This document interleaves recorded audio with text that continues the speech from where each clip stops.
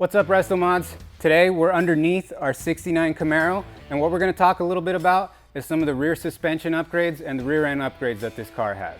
So first of all, you'll notice that we don't have the traditional leaf springs that this car normally came with. Those have been replaced with a Heights 4-link suspension, and what this does is it really controls the rear end movement a lot better than your traditional leaf springs will. It dropped a little bit of weight as well, which is always an added bonus. But what we have here is what they call a parallel 4-link, and it basically has 2 lower bars and 2 upper bars, and that's where they get the 4-link from. This one actually also has a panhard bar, which goes across the car, and it controls the side-to-side movement.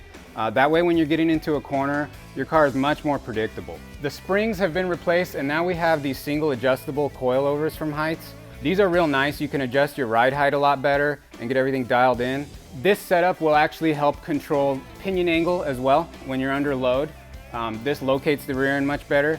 And if you're a real car guy, you'll probably notice right off the bat that we do not have a traditional GM 10 or 12 bolt in this car anymore. This car is now running a 9-inch Ford rear end, which is a super popular upgrade in the aftermarket for a lot of reasons. This is actually pretty stout rear end. It's going to hold all the power that we can throw at it, and it's been upgraded with a Eaton Detroit True Track posi rear end as well. And this 9-inch Ford housing comes with 31 spline axles, and all the brackets for the 4-link have been welded to the tubes. So it's a big advantage over the stock rear end. There's a lot more aftermarket parts available for this rear end, and we really like using them.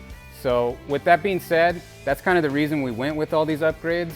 They're real popular, and they're really going to help this car out with the ride and handling, and of course the all-important stance. This car now has the ride height with that killer low stance that everyone's looking for. If you want a chance to win this car, make sure you get your entries. Go to restomods.com and find out how.